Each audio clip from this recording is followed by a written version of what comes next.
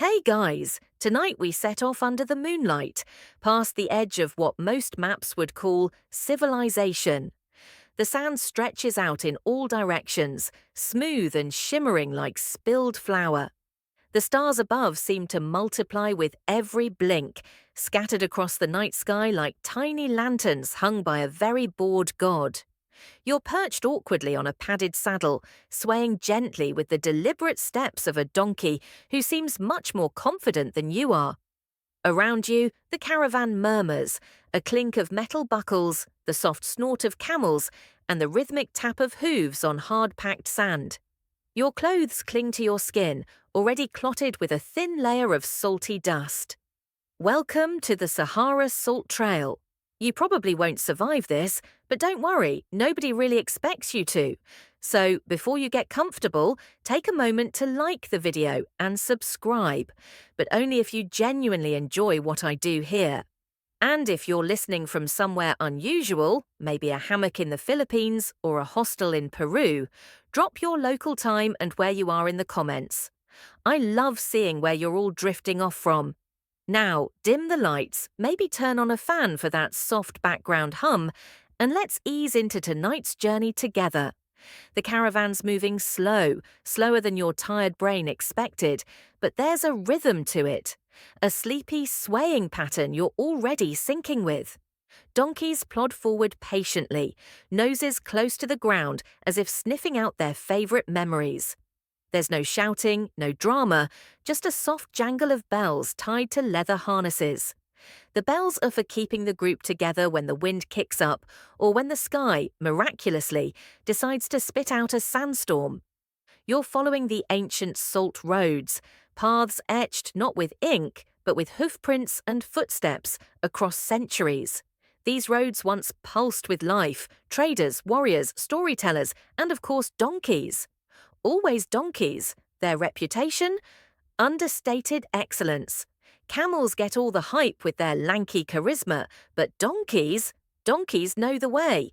Even now, even with GPS satellites humming overhead and highways scarring the land, some traders in northern Mali swear their donkeys could find Tagaza blindfolded. You glance at the beast beneath you, its ears twitching independently like satellite dishes, and you kind of believe it. Historians still argue whether these salt routes emerged purely for profit or if they began as sacred journeys, pilgrimages to places where the earth wept salt through the sand. Either way, they became arteries of wealth and culture, linking Saharan mining towns with bustling southern markets along the Niger River. Salt was more than seasoning. You'll hear that a lot on this trip. It preserved food in a world before refrigeration. It made travel possible. It even patched wounds. And in a pinch, it could be used as currency. Slabs of salt, cut into tidy rectangles and stacked like sleepy bricks, were worth their weight in gold. Literally. As the caravan stretches across a dune, your guide, a wiry man wrapped in 6 meters of indigo-dyed cotton, points to the horizon. There, he says, his voice barely louder than a breath. You see nothing, just more sand. But the donkey beneath you perks up. It remembers. That's Taghaza, or at least what's left of it. A town once built entirely from salt blocks, roofs, walls, doorframes. If termites fear wood, desert raiders feared licking their own houses. You shift slightly in the saddle, and the donkey makes a disgruntled noise, probably judging your balance, or your life choices, or both. There's a funny sort of intimacy here. You, this long-eared beast, and the landscape, quiet and unchanging in its ambition to wear you down. Some traders travelled for months with their donkeys, talking to them more than to their own children. Rumour has it some donkeys were better negotiators too. You pass a pile of stones, half buried, half sun-scorched. Waymarkers, or maybe an old grave. No sign tells you, no plaque explains. That's the nature of the trail. What matters is what stays moving. Salt caravans weren't glamorous. The average trader wore the same clothes for weeks. Meals were hard bread soaked in goat milk. Nights were filled with stars and the snores of 100 beasts. And every morning the donkeys rose like monks, ready to walk. One mainstream historian once compared these Saharan traders to long-haul truckers, but with worse suspension and more chance of being kidnapped by rival tribes. Charming, though others romanticize them as philosophers of the dunes, slow, methodical, aware of every grain of sand. It's probably a bit of both. You glance around the caravan again. Everyone looks tired but relaxed, like background actors in a very dry soap opera. A teenage boy hums a tune, something about a girl and a broken water jug. You won't remember the melody, but the donkeys, they probably know the lyrics. The stars begin to shift. You realize you've been moving for hours without checking the time. The desert does that. It stretches and compresses reality until you're not sure if it's sunrise or memory. But the road continues, tireless and oddly comforting, like a bedtime story that never quite ends. Remember that donkey you rode in on? Yeah, it's already 20 paces ahead, leading you forward without waiting. Because that's what they do. Quietly, stubbornly, they carry the world, one salt slab at a time. And tonight, they carry you too. You're still swaying, half asleep on your faithful donkey, when the salt itself becomes the main character. It's not the kind of flaky gourmet sprinkle you'd find on your avocado toast. This is industrial, chalky, slab-worthy salt. You can feel its presence before you even see it. The air starts to taste sharper, drier, as if it's holding onto a mineral secret it can't quite hide. Even your lips begin to dry faster, like they're trying to join the ecosystem. So, why all this trouble for salt? In ancient West Africa, salt wasn't just seasoning, it was a lifeline. The human body needs it to function, especially in hot climates where sweating is an hourly sport. Without salt, food spoiled, muscles cramped, and economies crumbled. It preserved fish and meat, let traders store goods longer, and even helped in healing minor wounds. Forget sugar, salt was the original white gold. Back then, empires like Ghana, Mali, and Songhai didn't just trade salt, they guarded it, taxed it, and built their fortunes around it. Entire cities rose because they sat near good deposits or near the roads that led to them. Salt flowed north from the mines and south toward the rainforest in a rhythm as steady as your donkey's hooves. You overhear two traders talking behind you in hushed tones.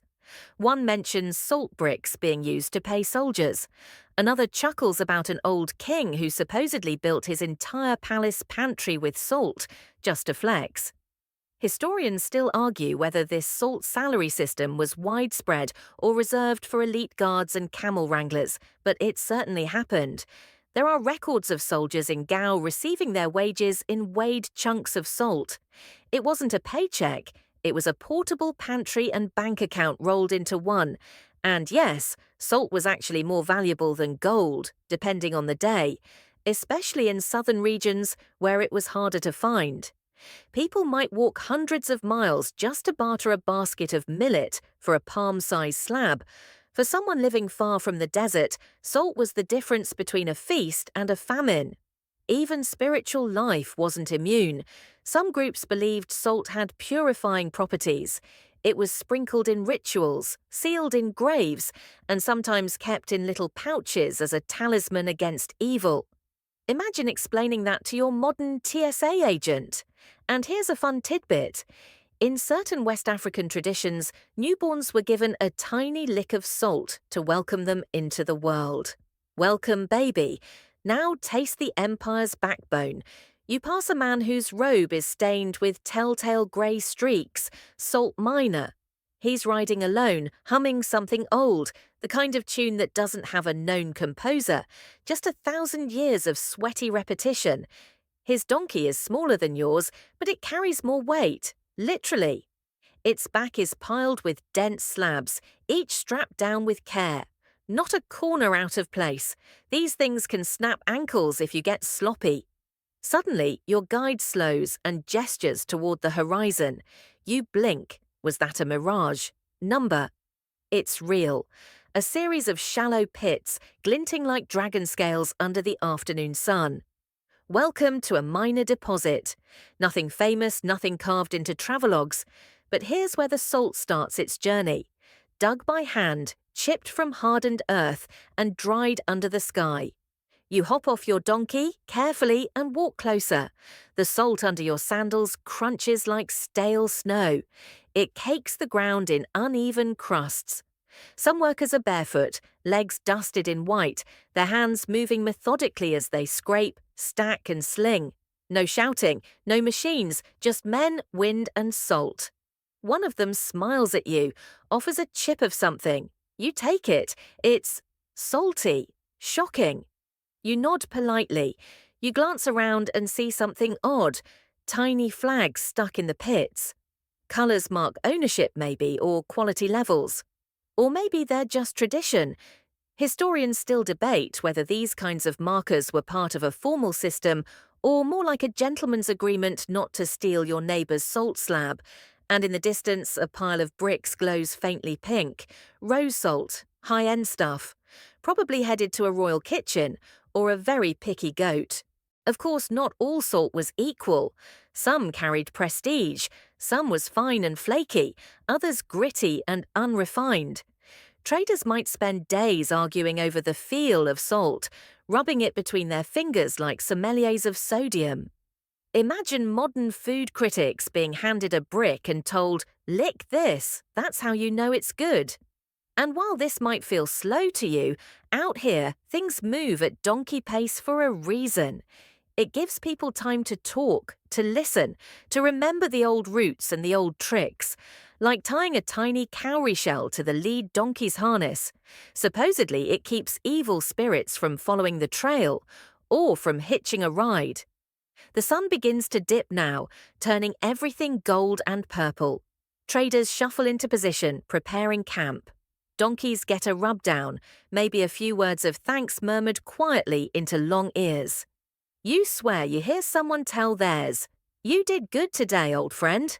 And under the hush of nightfall, you sit with your guide, sipping a warm tea brewed from something vaguely twiggy. He explains, without being asked, that the route you're following is older than most maps, older than most stories. That if you dropped a salt slab here and returned in 50 years, someone would probably still find it, still know what to do with it. You look up. The stars are back. They never really left. And your donkey, already asleep, probably dreaming of salt. Now, your thighs have made peace with the saddle, sort of. It's a reluctant truce, brokered through grit, patience, and the occasional repositioning that makes your donkey flick its ears in mild judgment. You're a couple of days into the trail, and the scenery has shifted just slightly.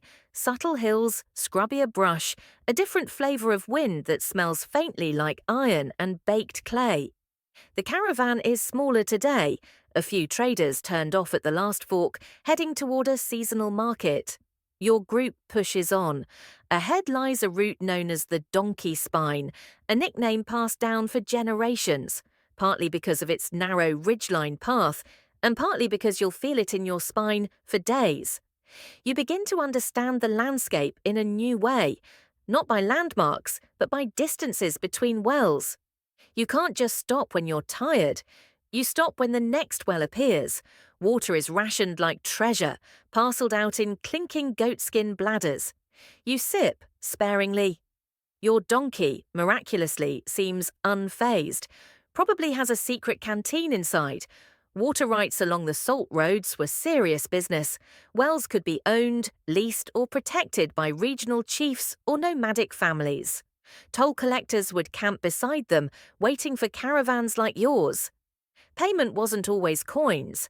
Sometimes it was news, a small slab of salt, or a favour called in. Historians still argue whether these tolls were formalised tax systems or more like freelance hydration hustles. Either way, ignore them, and your thirst might become more memorable than your profits. You pass a well that's nothing more than a rock-ringed hole shaded by a few thorny trees. The bucket's made from dried hide, patched with iron rings. It creaks like a grumpy uncle as a teenager draws up a bucket for a tired camel. You watch the caravan pause, every human and animal lined up, waiting their turn in a moment of surprising civility. Nearby, someone sings. A woman with sunburnt cheeks and a raspy alto voice. The melody has no lyrics you can follow, but it loops lazily like a lullaby. You later learn it's an old salt trail tune, meant to keep traders awake during night marches, or lull donkeys into steady motion, or both. Donkeys, by the way, don't need lullabies. They're professionals. Your guide shares a theory as you ride. He thinks donkeys don't just know the way, they remember stories. That each hoofbeat is a note in a song passed from one beast to the next. Is that true? Who's to say? But watching the way they move, heads slightly bowed, ears flicking with quiet awareness, you begin to believe they know more than you. In the early days of the salt trade, these animals weren't just transport, they were lifelines. Donkeys were chosen carefully, trained patiently, and sometimes even inherited like heirlooms. A good donkey could fetch as much as a small house. A bad one, well, you didn't bring a bad one on this trail twice. Unlike camels, which tend to be dramatic and occasionally bitey, donkeys are more reserved, stoic, you might say. Your own beast hasn't made a fuss since that one unfortunate tumble near the gravel slope. It just grunted, got back up, and kept walking. Probably added it to its growing list of ways you're not desert material. Salt caravans depended on them. While camels carried bulk, up to 600 pounds, donkeys were for precision. They navigated tight ridges, picked their way through rocky gullies, and never overstepped their load limit. They were the scalpel to the camel's sledgehammer. You cross paths with an older man guiding a team of 3. His donkeys wear beaded harnesses, small charms dangling near their eyes. Protection, he says, against the thieves of the wind. You nod, unsure whether that means raiders or sandstorms or ghosts, maybe all 3. He offers you a nugget of trivia.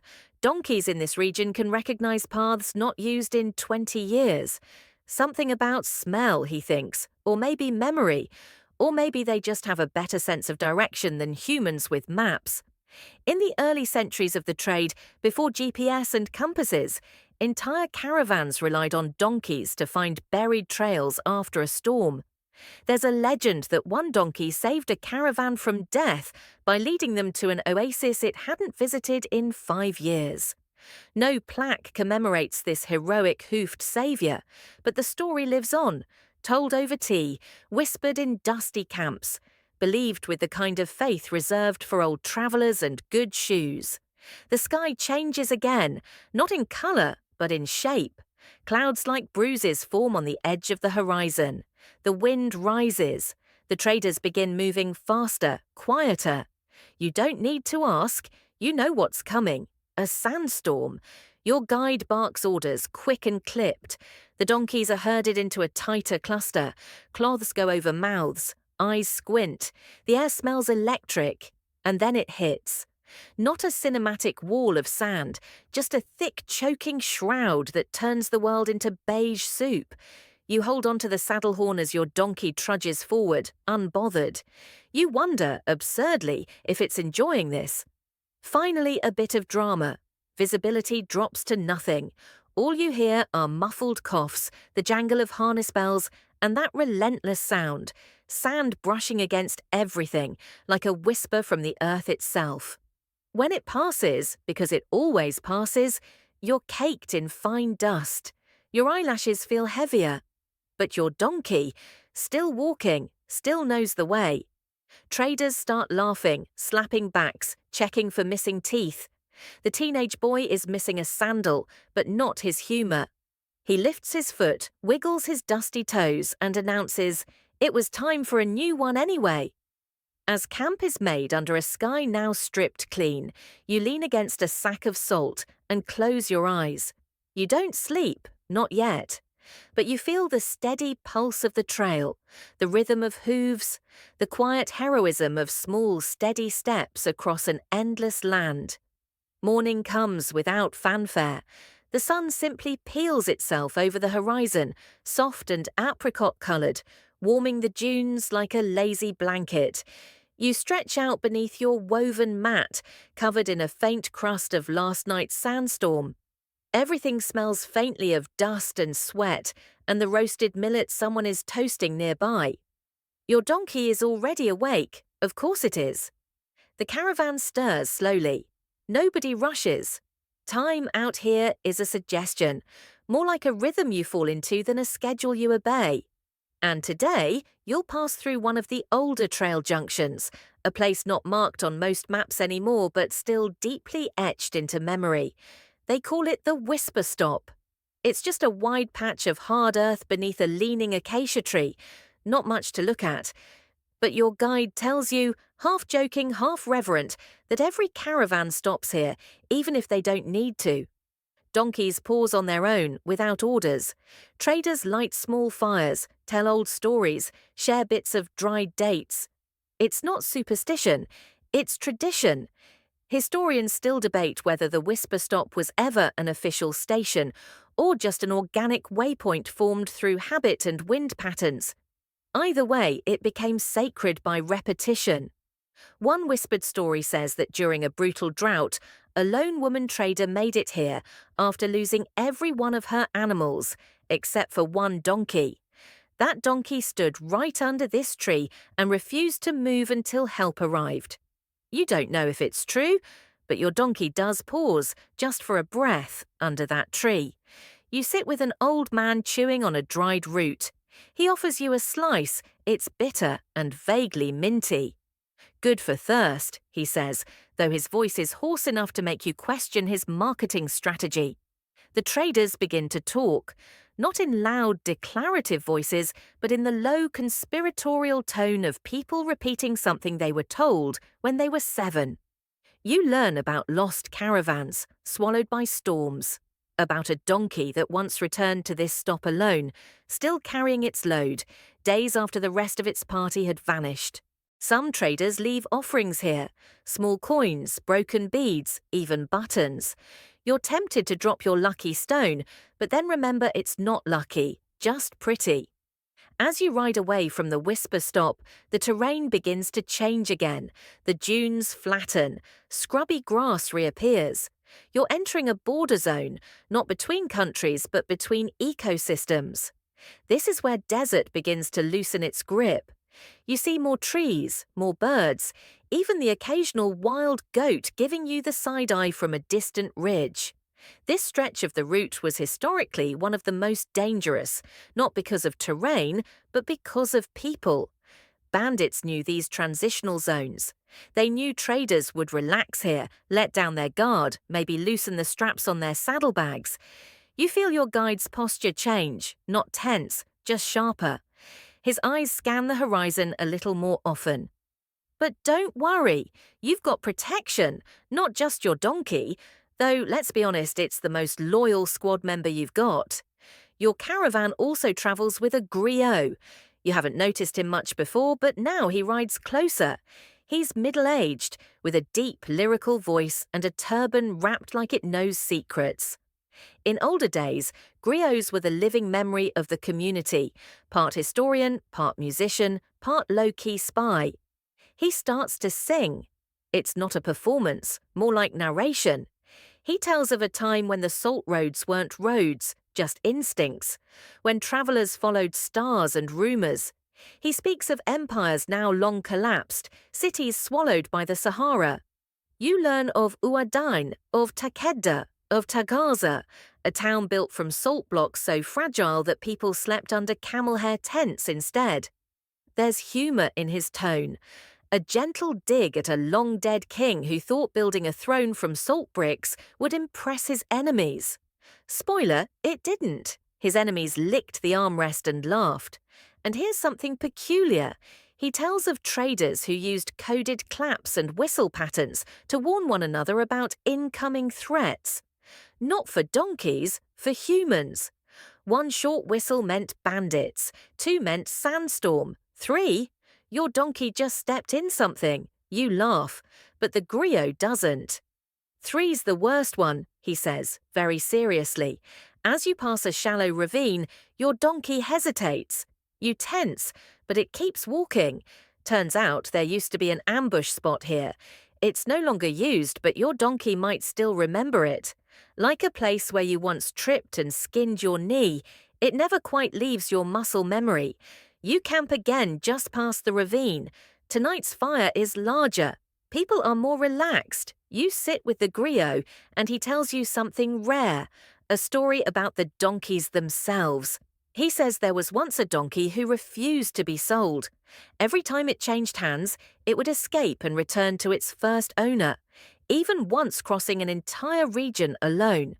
Historians still argue whether this is plausible or just wishful thinking, but the story is told often, especially when a donkey gets unusually clingy with its human. You glance at yours. It's chewing on something unidentifiable. You're not sure if that means it likes you or merely tolerates you. Either way, the stars come out again, this time softer, dimmer. Like even they know you're halfway to something. Not the end, not the beginning, just the steady in-between. The griot's song fades as you doze off, head tilted against a folded robe, the wind tugging gently at your sleeve. And somewhere beside you, your donkey shifts its weight, sighs once, and settles in. The day begins before you do. You know this because when you open one gritty eye, the world is already moving. Donkeys are being loaded with bundles. Fires are hissing their last breaths. One trader is brushing his teeth with a frayed stick, staring vacantly into the distance like a man who's seen too much sand. You sit up slowly, spine crackling like old parchment, and discover someone has kindly placed a shallow bowl of warm grain porridge next to your mat. It tastes faintly of honey and regret. But it's food, and your stomach thanks you. Today, you enter what your guide calls the Ripple Lands. It's a stretch of desert that looks like someone took a massive comb and dragged it through the earth. Wave after wave of wind-shaped ridges roll out before you. They're oddly hypnotic. You find yourself counting them. By Ridge 32, your donkey lets out a soft, judging snort, as if to say, "You think this is the hard part?" This region was once part of an important loop in the salt trade. The ripple dunes helped guide caravans by creating a natural, if exhausting, pathway. Some believe they were used like kilometre markers. Others argue they were mostly annoying. Historians still can't agree whether these dunes were an advantage or a daily upper leg punishment. But for donkeys, it's just another Tuesday. Mid-morning, a trader near you starts telling a story. You weren't eavesdropping, not exactly. It's just that sound travels oddly well across sand. He's talking about a legendary donkey named Ngolo, who could smell water from 20 miles away. He says Ngolo once led an entire caravan to safety during a month-long drought. When asked how he knew where to go, Ngolo allegedly sneezed 3 times and kicked a cactus. A younger trader nearby scoffs, suggesting Ngolo probably just followed his nose to someone else's canteen. But still, someone quietly places a small hand-tied charm onto their donkey's saddle after hearing it.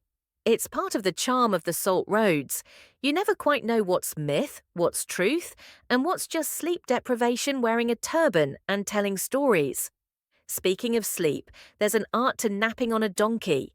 You discover this after lunch, which consists of dates, dried fish, and some sort of peanut paste with enough garlic to deter both vampires and social interaction. Your guide encourages everyone to rest during the heat lull, the 2 hours where the sun basically screams directly into your soul. So you nap, or try to. Your donkey moves steadily, which helps. The sound of hoof steps in sand is oddly lulling, like a metronome played on velvet. You close your eyes, head bobbing like a drowsy dashboard bobblehead, and drift into that floaty kind of sleep where you dream about walking even though you're already walking. You're woken by a sneeze. Not yours, not your donkey's. Someone else's, loud and echoing like a startled goat. It shatters the desert stillness and draws a chorus of groans. But you're awake now, just in time to crest a hill that reveals something startling. A tower. Not a skyscraper, obviously. This one's made of dry stone and about 4 donkeys tall, crumbling at the edges, covered in wind-polished carvings. It's an old signal post, a relic of the era when certain parts of the salt route were marked by watchtowers or navigation columns. Some say they were also used for warnings. Fires lit at the top could signal raids, illness, or even celebrity gossip. Okay, probably not that last one. No one knows who built this one. Some claim it was part of the Ghana Empire's trade network, long before colonial maps got involved. Others think it's older still, pre-Islamic, erected by desert mystics who charted stars by licking stones. That last part is very possibly made up. But again, no one's really sure. What you do know is this: as you circle it slowly, your donkey pauses, stares, sniffs the wind. You follow its gaze and see a faint line in the distance. A new trail. Number an old one, re-emerging like bones under shifting sand. The guide murmurs something approving.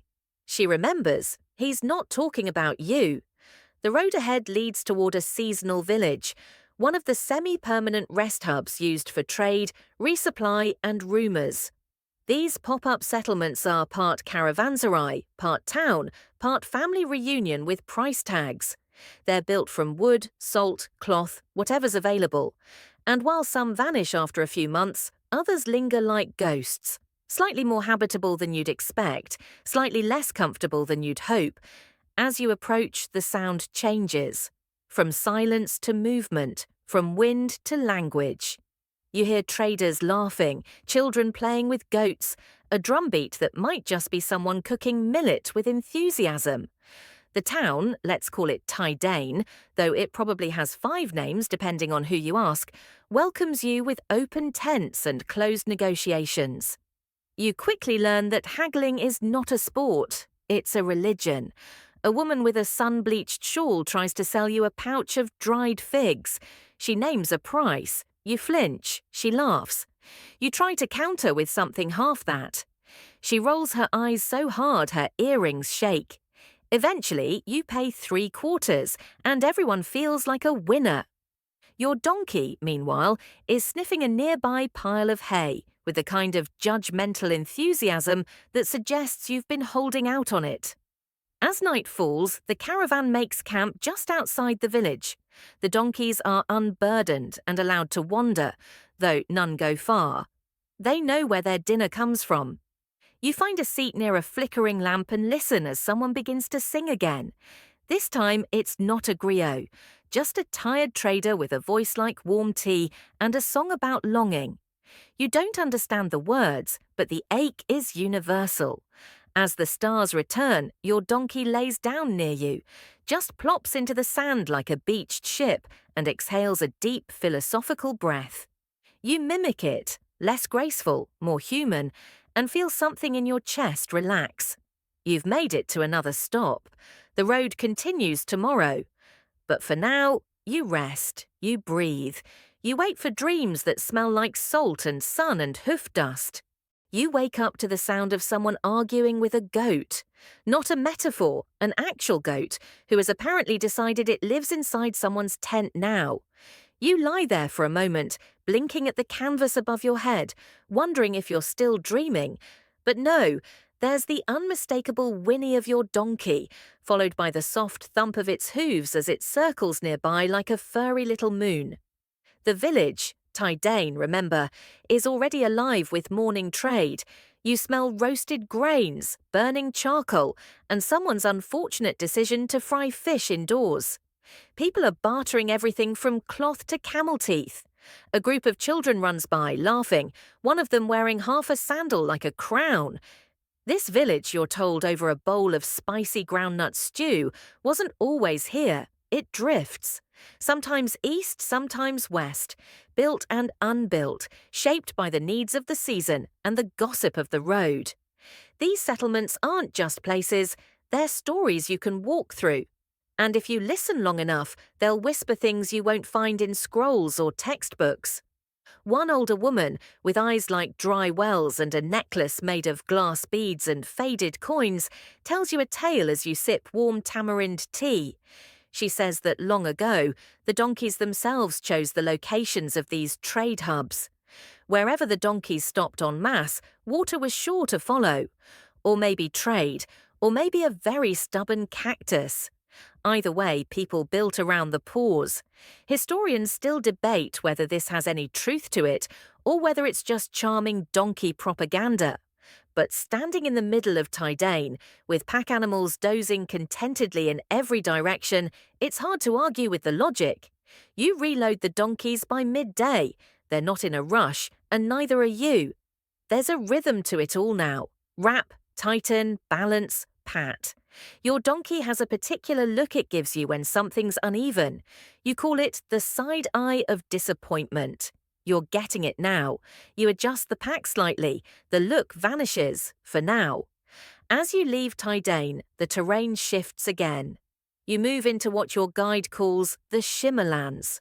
Not because of magic, though it does feel enchanted, but because of the heat waves that dance constantly over the flat earth. Everything looks like it's breathing. The horizon pulses. Distant trees turn into mirages, and mirages into distant trees. You squint a lot. Your donkey doesn't bother. This region is historically rich, not in gold or silver, but in salt and story. Old imperial records speak of this stretch as a testing ground, where new caravans learned endurance. There's even a word in Soninke, they say, that roughly translates to that one June where everybody cries. You suspect you're about to meet it. By late afternoon you do. It rises unexpectedly, like a smug sandcastle, steep, pointless, radiating heat like a grudge. Your guide doesn't say anything. He just sighs, adjusts his scarf, and starts walking. One by one, everyone follows. Your donkey, bless its sun-scorched soul, trudges forward with the grim resolve of someone who's done this dance before. You? You discover leg muscles you didn't know you had, and didn't want. At the top, panting, sweating, contemplating the life choices that led you here, you're rewarded with a view. A vast plain stretches out below, cracked earth in every direction. But there, faint but certain, you see it, the salt. It sparkles in patches. Not like gold, not flashy, just a dull gleam, like the wink of something ancient. This is one of the minor salt flats, now largely dormant. But centuries ago, it was a key extraction site. Traders would come here not to buy salt, but to harvest it.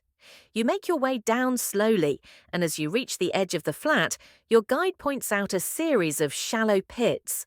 Long since abandoned, now just faint outlines in the dust. These were dug by hand. Salt was carved out in slabs, stacked, wrapped, and tied onto donkeys just like yours. One fringe theory suggests that ancient miners used singing to gauge the salt's density. Different tones would echo back differently depending on how tightly the crystals were packed.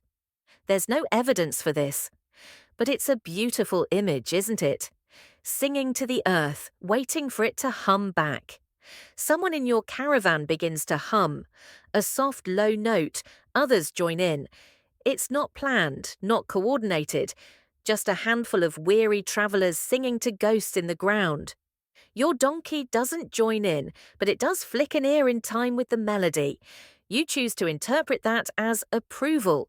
You camp near the flats that night. The air is cooler here, and the salt helps preserve moisture, or at least that's what your guide claims, while pouring what may be the most brackish tea you've ever encountered. He swears it's healthy. You swear it tastes like old shoe water. You drink it anyway. As the stars come out, one of the younger traders starts drawing shapes in the dirt. He sketches out the salt routes, how they used to curve and branch like a vascular system, pulsing with trade and motion. He adds dots for empires long gone, lines for rival tribes, little squares for garrisons that now only exist in stories. One of his dots marks a place called Walata, a once thriving centre of Islamic learning, poetry, and high-quality slippers. You made that last one up, but it feels right. Salt built it, he says. Salt and patience. That's the thing, you realise. Salt doesn't scream for attention. It waits. It preserves, it flavors, it lingers, kind of like these roads, kind of like this journey. You look over at your donkey. It's asleep, upright, head bowed slightly, dreaming perhaps of hay piles and fig bribes, or maybe just enjoying the silence. You close your eyes too, not out of exhaustion, though it's there, but because out here, in the shimmer and salt and starlight, sleep feels like part of the route. You wake just before dawn, when the sky is still the color of old parchment and the world seems to be holding its breath. There's a hush over the salt flats, as if even the wind is reluctant to disturb this ancient stage. Your donkey is already up, casually chewing on something that may once have been a shrub. Its tail swishes lazily, a metronome keeping time with the rising light. You stretch, your joints sounding like a percussion section made entirely of wood furniture. But there's a sense of peace in your bones, a deep kind of tired that feels earned. The caravan stirs slowly, no alarms, no shouting, just soft footsteps, murmured greetings, and the clinking of tin cups. Someone hands you a flatbread folded around last night's lentils, which you accept with the reverence of a pilgrim receiving a sacred relic. It's warm, it's spicy, it's slightly sandy. You don't care. As you pack up, you take a moment to look back at the flats, those ghostly pits and gleaming crusts. Salt may seem mundane now, something you shake onto fries or spill dramatically during dinner arguments.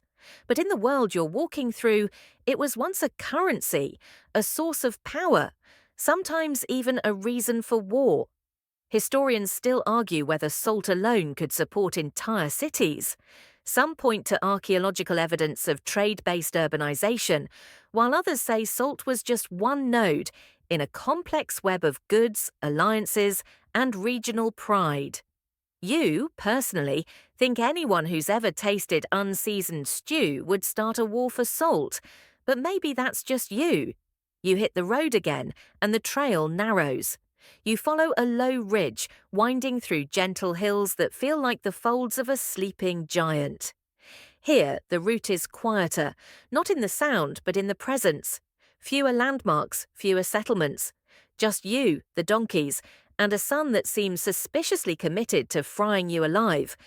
Then, around midday, a surprise.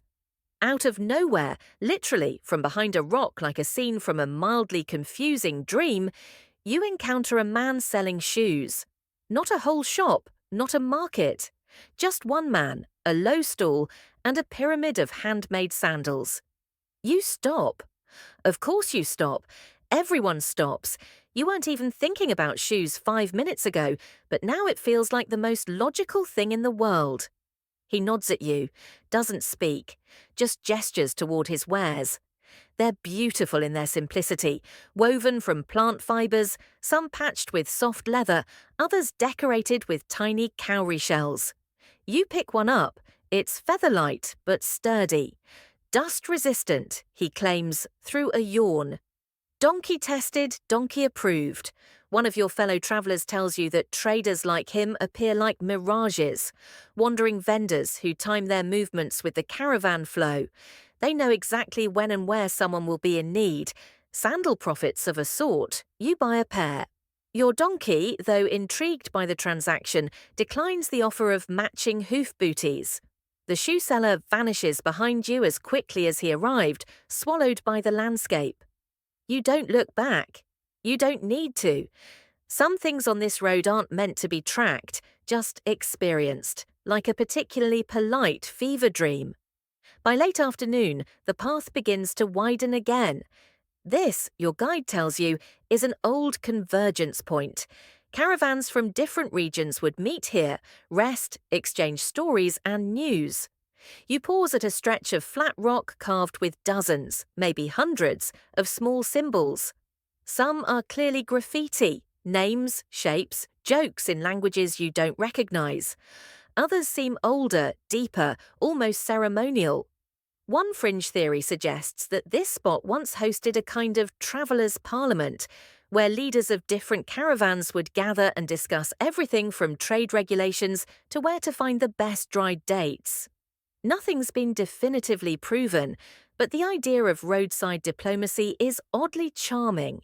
You linger there a while, letting your fingertips trace the carvings. They're shallow but firm, like thoughts etched into the landscape. As you continue on, a soft breeze picks up. For the first time in days, it's cool enough to be refreshing rather than insulting. The donkeys perk up. Yours lets out a small, satisfied huff that sounds suspiciously like a smug sigh. You come across a stone marker at the next bend, a squat cylinder painted in faded red dye. Your guide explains that these were once part of a kind of medieval GPS, a line of symbols that guided traders between key stops. Some stones had arrows, others included warnings: no water past this point, or beware goats. You suspect that one's a joke, probably. Historians still debate whether these markers were coordinated by central authorities, like the kings of Mali or Songhai, or if they were grassroots creations, maintained by local guides and passed along through oral tradition. Either way, they worked. You're standing next to one. You're not lost. Good enough. Night falls quickly here. You don't even notice it coming until the sky is suddenly velvet, and the only light comes from stars and the faint glow of cooking fires. Someone passes around a bowl of roasted nuts. Another sings a tune you recognize from the last stop, a traveling song meant to sync your footsteps with your breath. It's during these quiet camp moments that the sheer scale of history settles over you. Not the battles or the empires or the dusty maps, but the rhythm of it all.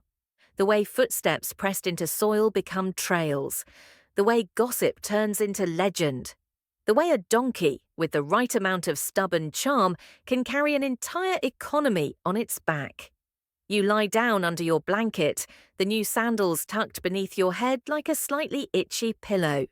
Your donkey lies nearby, breathing slow and steady. You try to match its rhythm. You fail. But it's a nice thought. The wind whistles softly through the rocks. Tomorrow, you're told, the road veers toward one of the oldest trading outposts still standing. But tonight, it's just you, a belly full of salted lentils, and a sky so full of stars, it looks like someone spilled sugar across black velvet.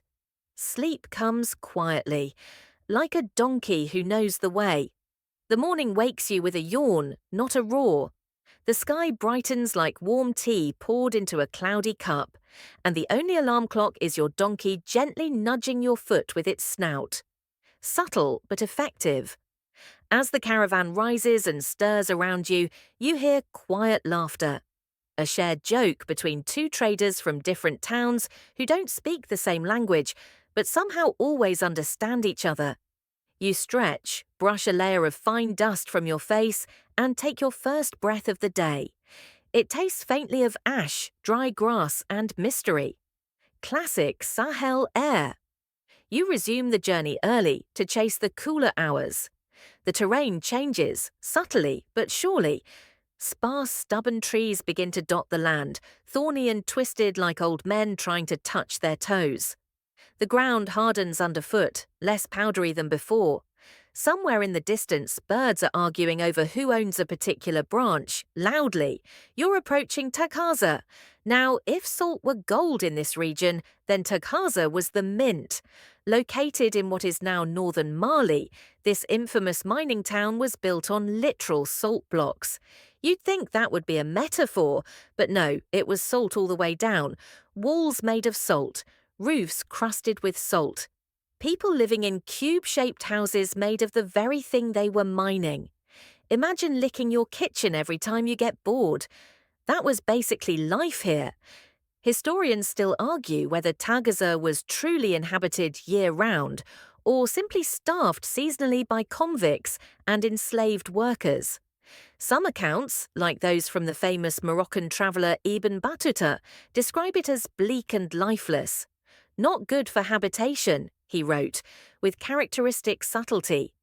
Yet caravans kept coming, year after year, drawn by the white gold buried just beneath their feet. As you walk, your guide points out where ancient paths once forked, one leading deeper into the mines, another toward the southern trade towns. You won't enter the heart of Tagaza today. It's mostly ruins now, whispering of labor and ghostly footsteps, but you'll feel its pull in the stories. At the next rest stop, under the sparse shade of a wind-worn acacia tree, you meet a griot. Well, technically his great-nephew, but the role hasn't changed much. He's a keeper of stories, a walking archive of family trees, merchant drama, caravan betrayals, and juicy side plots from empires long gone.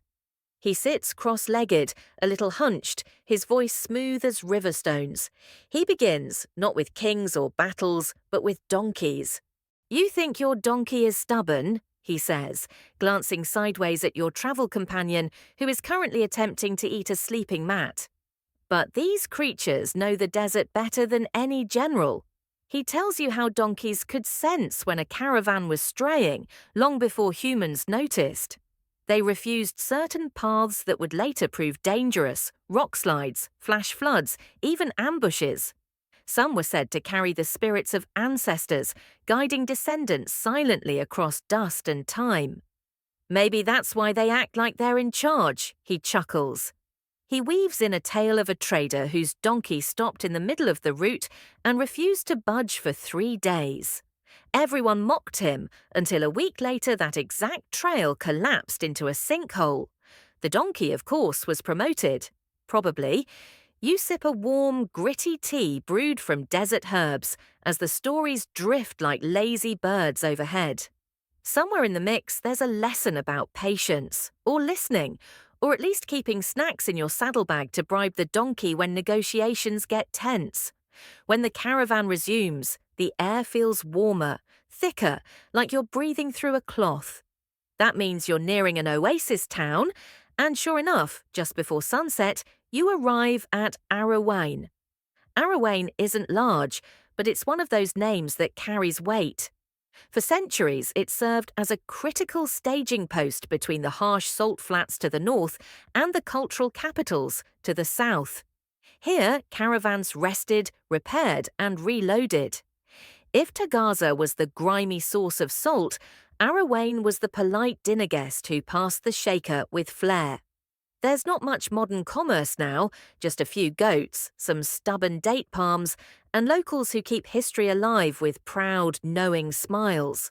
But you can still see remnants of old storage buildings where salt was packed into slabs and marked for southern delivery. One of your fellow travellers shows you an ancient technique used to bind the salt with camel hide straps, an efficient but fragrant method that earned the nickname the stinking braid. It's not a term you'd embroider on a pillow, but it's stuck. Pun fully intended. Dinner is shared under a violet sky. Couscous with dried fish, a dab of chili paste, and, of course, a generous pinch of salt. Everyone groans in delight. You're pretty sure one trader actually tears up. Or maybe it's just the spice, or the wind. Let's go with wind. You overhear someone mention how the caravan routes were mapped using stars and wind directions rather than fixed roads. The donkeys, again, played their part, naturally veering toward known watering holes and instinctively aligning with magnetic currents. Some claim they can even smell underground moisture, though others argue it's just a convenient myth to explain random turns. You suspect it's both. As you lie down that night on your warm blanket, the sounds of Arawain drift around you. Low laughter, hooves shuffling in the sand, someone snoring like a very polite thunderstorm. Above you, the stars have returned in full performance mode. You don't recognize the constellations, but they seem friendlier here, like guides rather than distant mysteries. And in the dark you whisper a quiet thank you to your donkey. It flicks its ear but otherwise ignores you. That's fine. You wouldn't want it getting too smug. Tomorrow the path bends toward the lush edge of the Niger River.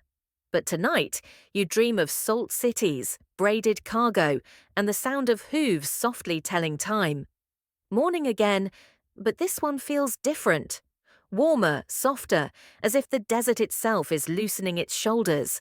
You wake not to the persistent nudge of a donkey this time, but to the aroma of something vaguely sweet drifting from a trader's cooking pot. Possibly dates, possibly goat, possibly both. Either way, it's breakfast. You pack your things and rejoin the slow trickle of movement southward. Your donkey walks without needing much guidance now, practically leading you along the familiar trade line that so many others have walked before. You've passed the midpoint. There's more green in the horizon today, and your feet, though dusty, carry less hesitation. The land stretches wide and flat, as if trying to show off how many stories it can hold. Occasionally, you pass the ruins of old caravanserais, fortified inns that once served as safe havens from bandits, sandstorms, or just the creeping madness of a too long silence. Some of these crumbling stone shells have been half swallowed by sand. Others still stand with doorways like open mouths, whispering welcome or warning, depending on your mood. Here, you're entering the territory of old Ghana, not the modern nation, but the medieval empire that rose centuries before. Centered further south around present-day southeastern Mauritania and western Mali, Ghana was known for gold, kings, and a tax system that could make even modern bureaucrats weep with envy. Every load of salt that passed into the empire's reach was taxed, twice. Once when it came in, and again when it left. Historians still argue whether this was genius-level economic strategy or just really cheeky double-dipping. Either way, the empire grew rich. Its rulers adorned in fabrics dyed with imported indigo and robes stitched with imported silk. Traders arriving from North Africa found themselves blinking in disbelief. Gold coins as common as pebbles, salt traded like spice, and markets where even the guards wore fine jewelry. But beneath the grandeur, it was the salt that kept everything together. You hear one merchant muse aloud, "Gold for glory, salt for survival." Not a bad summary.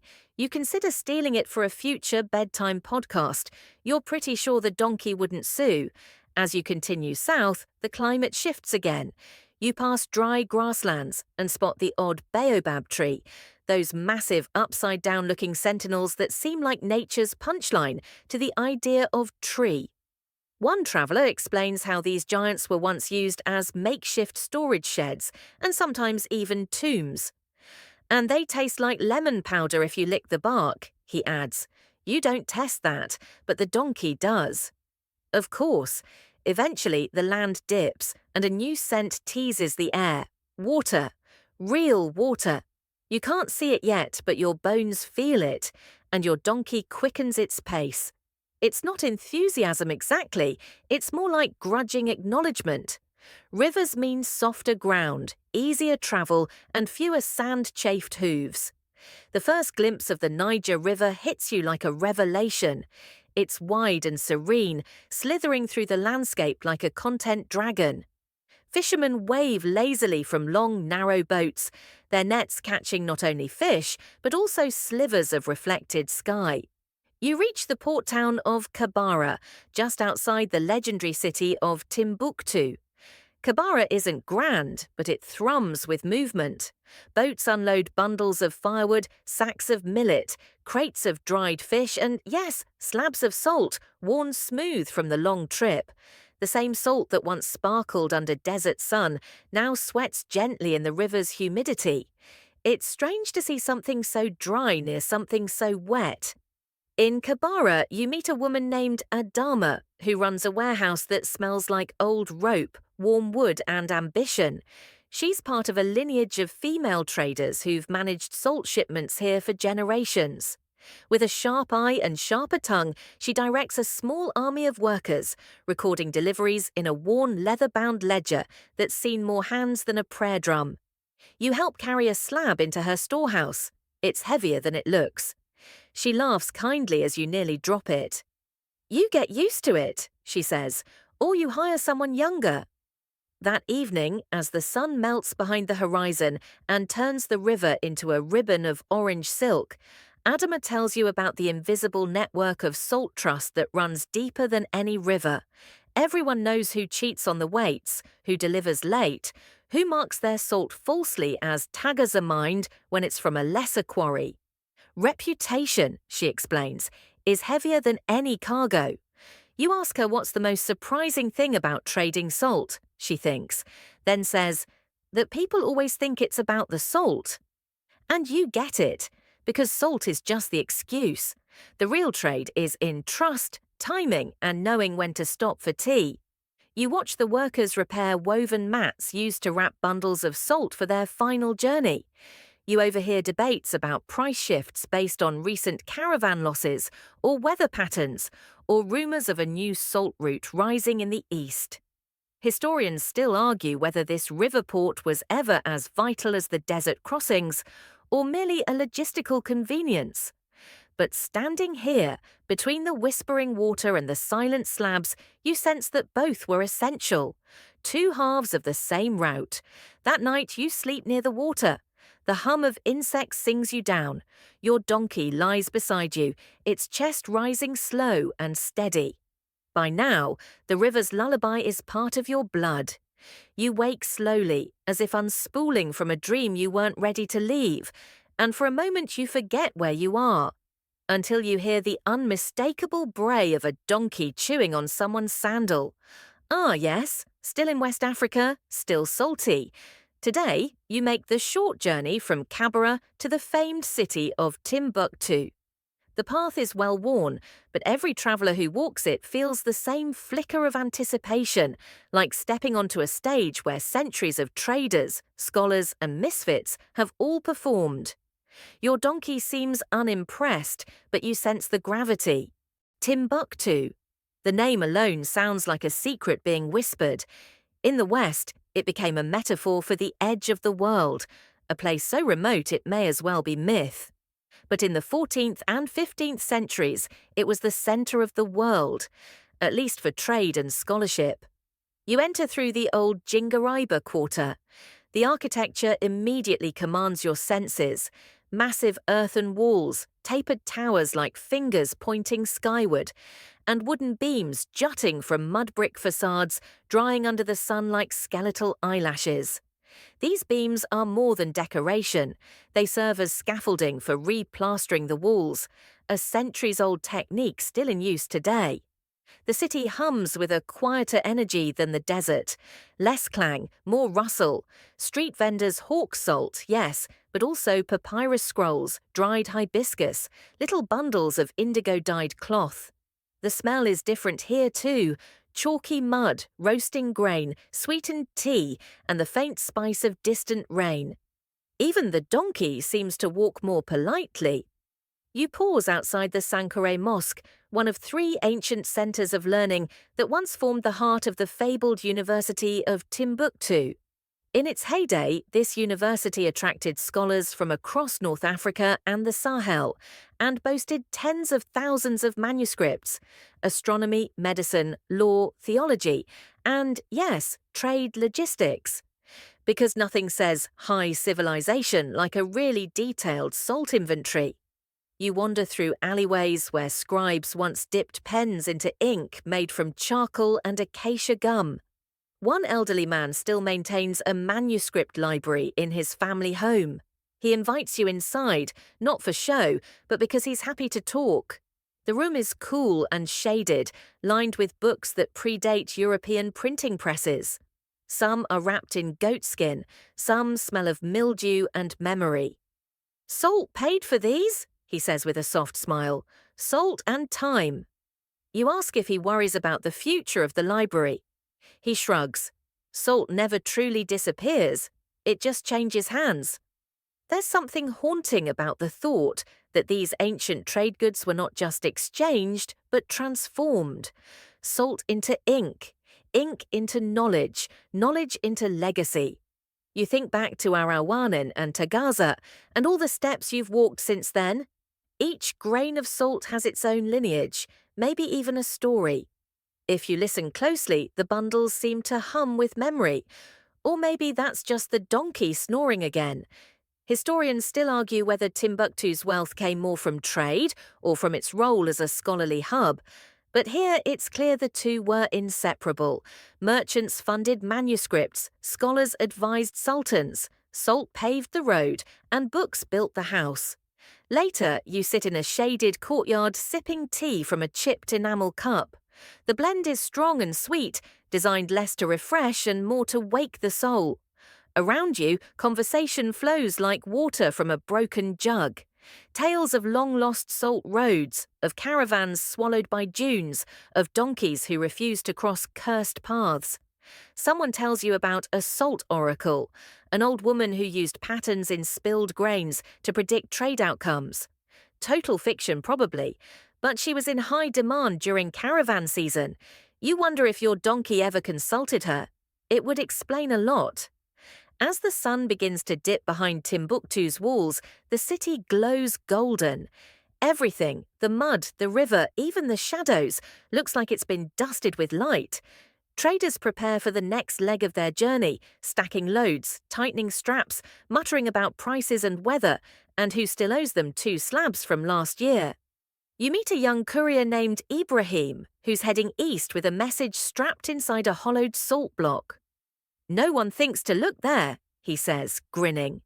Salter's courier service, who knew? He offers to let you hold it, and the block is heavier than expected. Secrets carry weight, apparently. That night, you camp just outside the city walls. The stars return, though fainter now with the humidity. Still, they offer comfort. Familiar flickers from the same sky that watched over ancient empires and modern misfits alike. Your donkey settles without complaint, its legs tucked neatly beneath its belly like some great furry loaf. You wonder what it dreams of. Maybe dates, maybe roots, maybe nothing. You reflect on how salt has shaped everything around you, not just the trade routes, but the towns, the power structures, even the ideas. Whole empires salted their roads with prosperity and crumbled when the grains ran out. And here you are, tucked into a blanket, the faint smell of earth and history on your clothes, feeling strangely full. Not just from dinner, but from having walked the road. Morning in Timbuktu arrives gently, wrapped in mist and birdsong. The donkeys are already awake, of course, some munching hay, others side-eyeing each other in what looks suspiciously like gossip. Yours gives you a patient nudge with its nose, a not-so-subtle reminder that the salt isn't going to carry itself. Today, you set off again, not back into the desert, not quite yet, but eastward along the softer southern trade roads. These paths don't blaze across dunes like their northern cousins. Instead, they follow the curves of the Niger River and snake through towns and villages where salt becomes more than survival. It becomes ceremony. Your first stop is a fishing village, where salt is used not only to preserve fish, but also as currency during marriage negotiations. You watch an older woman, clearly the local authority, weigh a thick slab of Taghaza salt against a collection of kola nuts and cloth. No coins, no contracts, just slabs and trust. Apparently, this particular block has been in the bride's family for years, passed down like an heirloom, a dowry with seasoning. It's here that you learn about salt weddings, quiet ceremonies held when supplies are good and families can afford a few extra blocks to show off. The salt isn't eaten, but displayed on woven mats beside the bride like sparkling bricks of fortune. Think of it as a bridal registry, if Bed Bath & Beyond only sold minerals. Historians still debate how widespread this custom was. Some claim it's been romanticized in oral tradition. Others point to family records etched onto wood slats or leather pouches, detailing salt-based dowries stretching back generations. Either way, it's a reminder that salt isn't just practical, it's deeply symbolic. As you move from village to village, you start to notice regional differences in how salt is stored, traded, and revered. In one town, it's kept in carved gourds shaped like antelope. In another, slabs are wrapped in dyed cloth to signify the status of the owner. Red for chiefs, indigo for respected elders, and plain twine for everyone else. Your donkey, you note, would probably insist on gold-threaded wrapping if given the choice. You pause for the night in a town called Jenne, not far from the famous mud mosque, which looms over the landscape like a giant sandcastle blessed by the gods of symmetry. Though not on your original itinerary, it's worth the detour. Traders here specialize in repackaging salt into smaller bricks, ideal for local markets. Some even grind it down and mix it with herbs to create early versions of seasoning blends. You try a pinch of one, salty, sure, but with a surprising hint of tamarind and pepper. Not bad, could work on popcorn. In Jenne, a salt fair is in full swing. Not a metaphor, a real fair, complete with music, vendors, and a donkey race that defies logic and every known law of grace. You watch as local traders show off their premium cuts of salt, boasting about grain size and colour like it's fine marble. There's even a young boy hawking what he calls magic salt that never melts, never breaks, and never forgets. He refuses to explain how it works. You buy a tiny pinch anyway, just in case. That evening, you attend a storytelling session by the river. Elders seated cross-legged on woven mats recite poems and proverbs that have guided traders for centuries. One saying sticks with you: the desert tests your bones, the salt tests your soul. You repeat it under your breath until it feels like part of your own memory. The stories range from practical, how to read clouds for signs of sandstorms, to the delightfully absurd. One involves a talking camel who falls in love with a salt trader and sings to her every night until she moves to the coast. Another tells of a donkey who outwits a corrupt merchant by memorizing the weight of every slab he carries. It's oddly plausible given your donkey's growing sense of self-importance. You ask if these tales are based on true events. One elder winks. Truth is a generous guest. It stays where the story needs it. Back at your sleeping mat, you watch fireflies blink above the river's surface. The stars shimmer above, but tonight, the glow closer to the earth feels more important. You've walked the salt roads from desert to river, through cities of gold and mud, among traders, scholars, brides, and dreamers. And the more you travel, the more you realize. It was never just about the salt. It was about the roots, physical and emotional, that it carved through lives, shaping cultures one grain at a time. Even the donkey, lying nearby with legs folded like a neatly collapsed tent, seems to understand. It yawns, rolls over, and lets out a sigh that could shake the heavens. You pet its ear. "We're not done yet," you whisper, but close. And for a moment, you swear it nods. Sleep in Jenne is a different kind of sleep. River-cooled air, the distant creak of wooden boats, and the rhythmic buzz of frogs make your dreams feel like they're drifting in a canoe.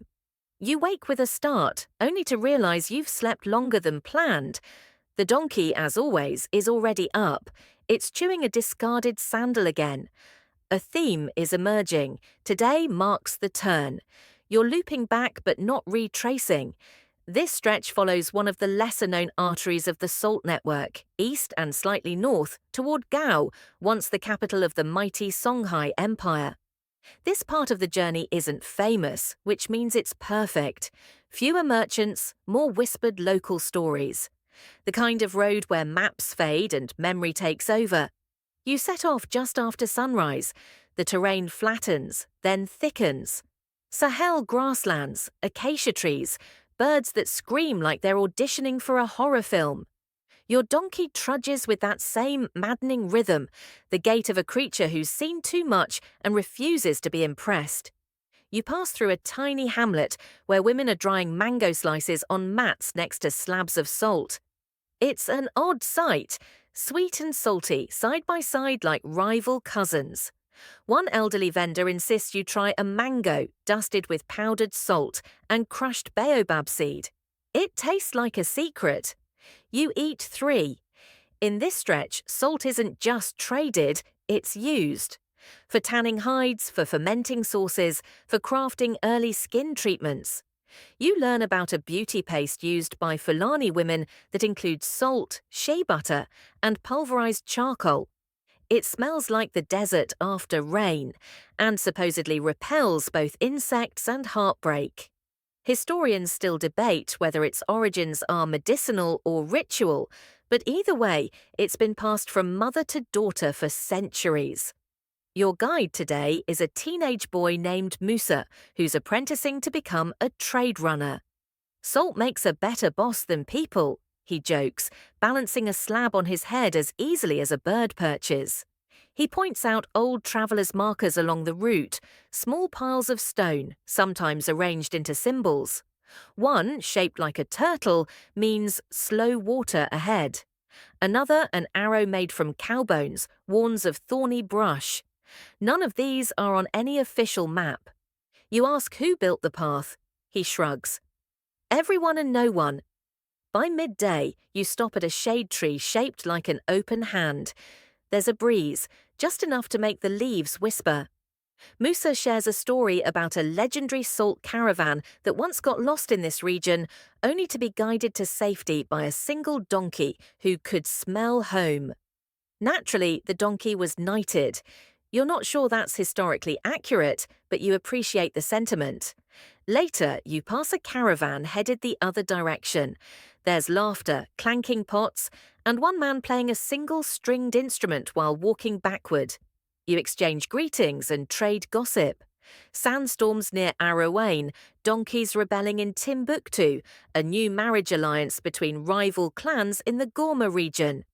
The Salt Road is many things, but never silent. That night, you reach a half-forgotten way station. Once a thriving stop for caravans, now just a handful of cracked walls and an ancient well that still whispers when you drop a pebble in. You set up camp nearby, your mat close to the crumbling stone, as if the structure might remember you later. You eat couscous laced with dried fish and, of course, salt. Not too much, just enough to remind your mouth of where it's been. By firelight, Musa sketches trade routes in the dirt, branching like rivers. People think the world is north and south, he says, but out here it's west and east, salt to gold, river to dune, word to silence. There's something almost magical in his phrasing, the kind of thought that lingers long after conversation ends. As you lie back beneath a sky that looks close enough to touch, the wind stirs the grass like the hem of a giant robe. You think of all the travellers before you, all the caravans, all the donkeys whose hooves wore paths into the earth like lines in a palm. Salt is solid, but the journey is what endures. You drift off with your donkey snoring softly beside you, its belly rising and falling like a tide. In your dreams, you're still walking, still guided by hoofbeats and ancient markers, still part of the Salt Road's memory. Morning begins with a sneeze, not yours but the donkey's. Loud, wet, utterly unconcerned, with dignity. You groggily thank it for the wake-up call as it returns to chewing a saddle strap like it's gourmet jerky. Somehow, this animal is both your burden bearer and your boss. Today's path curves toward Gao, but not before slipping through a chain of dry villages, still shaped by salt, even if the trade has mostly passed them by. It's like following the footprints of a great river that dried up but left its fingerprints behind. In the first village, salt isn't for eating, it's for singing. You find a griot, a traditional storyteller, pounding dried salt crystals with a stick in rhythm to his tale. The sound it makes is oddly hypnotic, like wind chimes underwater. He tells you it helps keep the pace, helps call memory back when words drift away. Some say the griots in this region developed this trick during the drought years, when music was all they had to trade. You ask if it works for donkey lullabies. He stares at your companion and says, "That one? You'll need more salt." The donkey, insulted, trots off to investigate a basket of millet. Further down the road, you meet a group of blacksmiths whose ancestors once made iron tools used to cut salt slabs. The village has a shrine, not to a god or ancestor, but to a pickaxe. It's rusted, chipped, and tied with dried herbs, and every year the elders anoint it with goat fat and salt water. Historians still argue whether these rites are purely symbolic or stem from older animist beliefs about tools having spirits. The blacksmiths let you try lifting a mock slab with one of the original iron tongs. It's heavier than shame and shaped to pinch just right without crumbling the fragile block. One slip and the slab could split, like dropping a fortune cookie and only getting crumbs. You share a quiet lunch of millet paste and salted hibiscus. A child offers you a carved whistle shaped like a donkey. You thank him and give him a tiny pouch of powdered salt in return. A fair trade, you hope. The terrain shifts by mid-afternoon. Less scrub, more rock. Your feet begin to ache, but your donkey seems energized. It's likely caught the scent of gao, or perhaps just a nearby melon patch. Either way, you follow. You stop at a place Musa calls the Salt Balcony, a cliff ledge overlooking a vast plain where caravans once waited to be granted passage. You can almost hear the ghosts of traders here, the hiss of tent flaps, the clink of water gourds, the low hum of sung prayers. Musa explains that this was once a toll point, not for money, but for stories. To pass, a merchant had to share a tale with the keeper. One story from those old records tells of a woman disguised as a salt porter who smuggled forbidden scrolls in hollowed-out salt slabs. Whether true or not, the idea is deliciously clever. Salt preserving not just meat, but knowledge. As you descend the ridge, Musa points out animal tracks in the sand. See, these are wild donkey prints. You laugh. Are they really wild or just off duty? He shrugs. Same thing. You arrive at Gao's outskirts by evening. Not quite the royal capital it once was, but still humming with life. The market is a swirl of colour. Fabrics, spices, dried fish, and yes, salt in every form imaginable.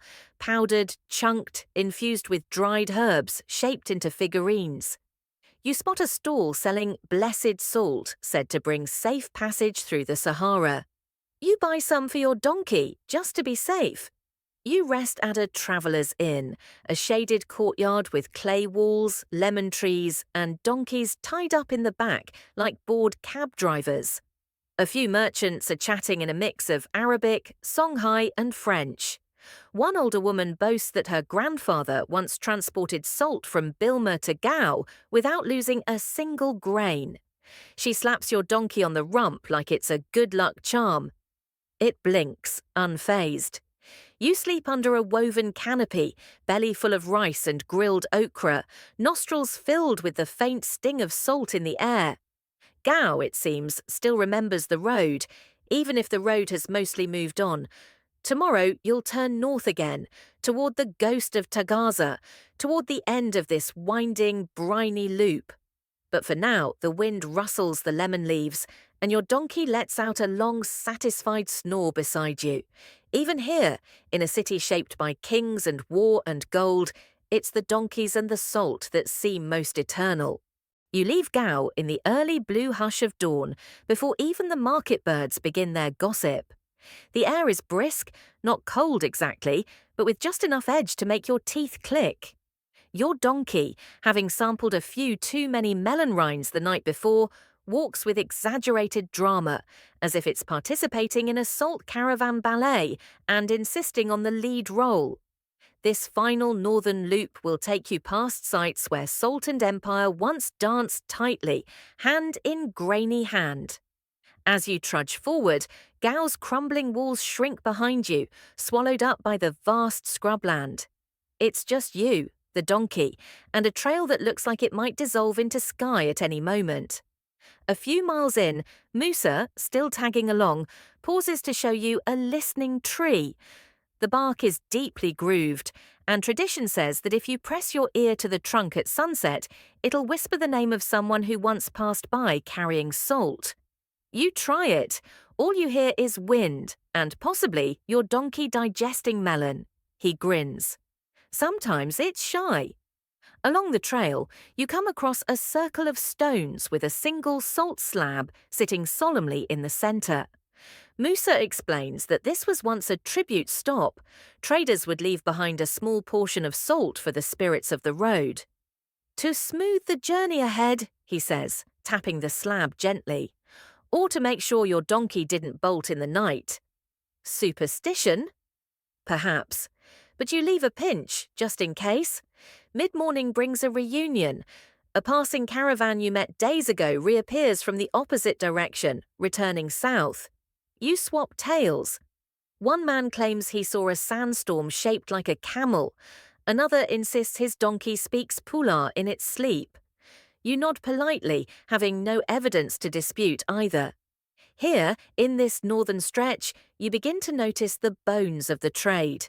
Not literal bones, though the occasional bleached goat skull appears, but architectural ones. Half-buried stone wells, broken saddle frames, shards of ceramic bowls that once held meals eaten under full moons, long faded. Archaeologists call it material memory. You call it proof that you're not the first dreamer to follow this salty thread. A few miles past a ruined outpost, Musa suddenly veers off trail and leads you to a small sunken depression in the earth. This, he says, was a donkey graveyard. He's not joking. You can see where the land dips, forming gentle mounds. It said traders would bury their most faithful animals here, marking the spot with a twist of rope or a strip of leather tied around a stick. No king's got ceremonies like this, he adds.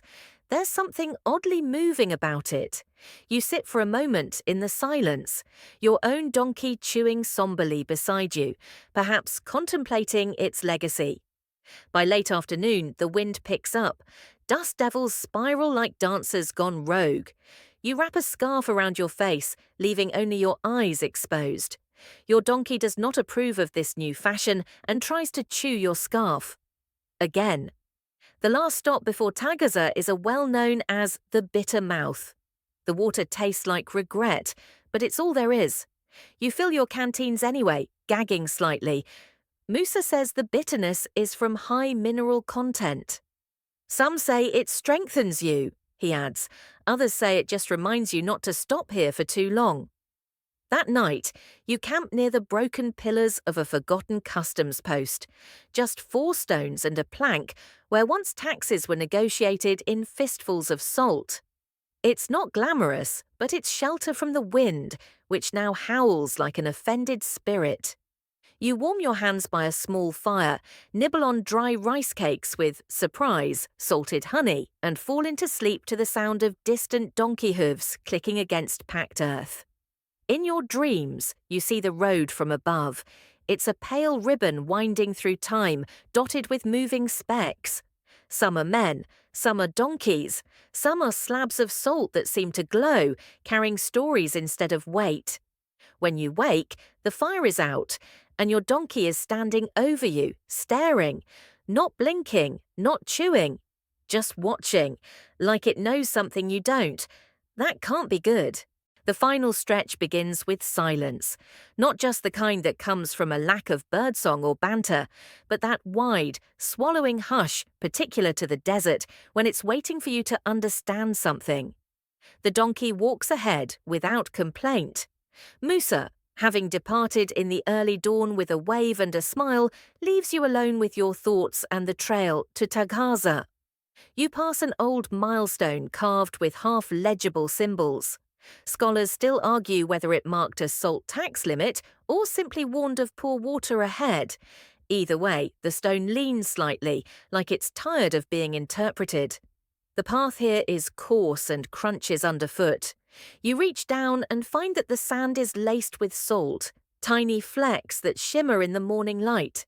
The earth here tastes different. Even the air is tanger, as if you're walking into the pantry of the Sahara itself. Tagaza is no longer what it was. A bustling salt mining town built entirely of salt bricks, a place of ghost white walls and echoing courtyards. Now all that remains are scattered ruins, like someone upended a toy city made of sugar cubes and let time melt it slowly. The donkey pauses here, eyes narrowing, ears flicking in that nervous way donkeys do when they're thinking very hard about whether a ruin might suddenly yell at them. You explore cautiously. The buildings are eerily geometric, walls and foundations still visible, but weathered into odd sloping silhouettes. Historians have tried to estimate how many workers lived here during its heyday. Most agree on hundreds, some say more. But no one really knows. You imagine the sound of picks chipping at walls, the calls of guards, the creak of sleds bearing glinting slabs away from the mines. You don't imagine many laughs. The salt mining was brutal. Men lived inside salt buildings, drank brackish water, and rarely saw their families. Some were enslaved, others were paid so poorly it barely made a difference. But they worked, and the salt flowed north and south like blood through the body of the continent. The stories of Tagaza are hushed, half glimpsed through traveller accounts and oral histories, but they're there. One tale tells of a man who escaped the mines disguised as a blind camel herder, leading 2 real camels and one made entirely of stitched salt sacks. Whether true or not, the imagery lingers. You find a preserved slab of salt beneath a collapsed wall, nearly untouched. It's still white, faintly striped with earthy grey, like a slice of ghost cake. You break off a corner and taste it. It's sharper than expected. Old salt, you decide, carries secrets. As you rest against a weathered wall, your donkey lies beside you, nose in the dust, eyes half closed. There's a comfort in its company, oddly grounding, like the animal has been here before, has walked this route in another life, and now it's simply helping you catch up. A breeze picks up. It whistles through the broken corridors, through the salted ribs of what was once a warehouse. It carries scents, not just the dry mineral tang of salt, but something else: sweat, firewood, baked millet. Faint ghosts of a daily life now blown into the sand. You find the remains of an old salt ledger carved into a flat stone, just tally marks, but you try to decode it like a sacred script. Someone once sat here with a donkey like yours, counting blocks and worrying about rain.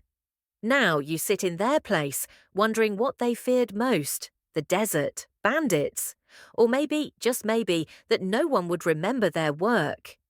As the sun begins its slow drop, you gather your things. There's no grand finish here, no monument or brass plaque, just you, a braying companion, and the knowledge that the road, the real road, wasn't ever the salt or the cities. It was the stories strung between them, soft as rope, strong as time. You walk a little slower now, not from exhaustion but from reverence. Each step back south feels more like a footnote, a soft closure. You pass the salt ruins one last time, and as you do, your donkey lets out a long, rattling snort. It echoes, and somehow it sounds like a goodbye. And now, with the sand behind you and the memory of white-bricked ruins still flickering in your thoughts, you let the day slip from your shoulders. The air grows cooler, softer, folding around you like a woven blanket gently laid across a weary traveller. The donkey, your unlikely co-star, lies down nearby, its breath slow and steady, almost musical. Each exhale sounds like an exclamation mark drawn in the sand. You reach out and touch its flank, feeling the warmth there, solid, present, real. The stars begin to show, one by one and then all at once, spilling across the sky like spilled millet. The desert, for all its vastness and silence, hums now, not with noise, but with peace. Every ruined building you passed, every sunburned slab of salt, every whispered superstition, they're behind you now, wrapped into the larger story that carried you gently across time and space. And maybe, just maybe, as you drift now, you'll dream of walking that road again, of passing other travellers, of hearing the soft crunch of hooves on salt-swept soil, of salt singers tapping out stories against the night. But for now, there's nothing more to do. Just breathe in and out. Let the salt in the air settle around you like powdered light. Let the donkey's snore become your lullaby. Let the history fade into comfort. You've walked far enough for one night. Good night, friend.